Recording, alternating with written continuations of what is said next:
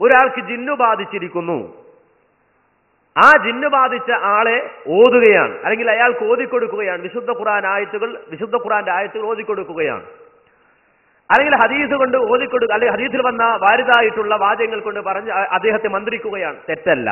ഇത് പറയാൻ ഇവൻ ആരാണ്? ആർക്കാണ് ഇത് പറയാൻ സാധിക്കുക? ഒരാളുടെ ശരീരത്തിൽ പിശാച് കയറിയിട്ടുണ്ടെന്ന് പറയാൻ വഹയുള്ള പ്രവാചകനല്ലാതെ ഒരാൾക്കും സാധ്യമല്ല. വഹയുള്ള പ്രവാചകൻ അറിയാം, അല്ലാത്ത ഒരാൾക്കും അതറിയാൻ ഒരു മാർഗവുമില്ല. ജിന്നിറക്കുന്ന പ്രവർത്തനത്തിൽ ഏർപ്പെടുന്ന മിക്ക ആളുകളും ഈ വസ്തുത മനസ്സിലാക്കാത്തവരാണ്, അശ്രദ്ധരാണവർ. ഒരാള് ജിന്നിനോട് പറയുകയാണെങ്കിൽ തന്നെ നബി പറഞ്ഞ അത്രേ പറയാവൂ. ഉഖ്റുജ് അദുവല്ലാഹ്. അവര് ചെയ്യുകയാണെങ്കിൽ ഈ ഒരു വാക്ക് മാത്രമേ അവർ പറയാവൂ. ഉഖ്റുജ് അദുവല്ലാഹ്. ഒരാൾക്ക് ജിന്നു ബാധിച്ചിരിക്കുന്നു, ആ ജിന്നു ബാധിച്ച ആളെ ഓതുകയാണ്, അല്ലെങ്കിൽ അയാൾക്ക് ഓതിക്കൊടുക്കുകയാണ്, വിശുദ്ധ ഖുർആന്റെ ആയത്തുകൾ ഓതിക്കൊടുക്കുകയാണ്. തെറ്റല്ല.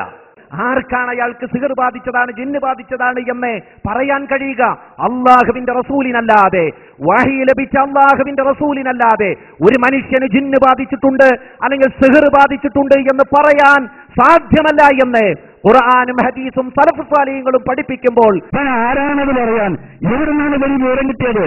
ശൈത്താൻ കയറിയതാണ് ഇവന്റെ വീട്ട്, ജിന്ന് കൂടിയതാണ്.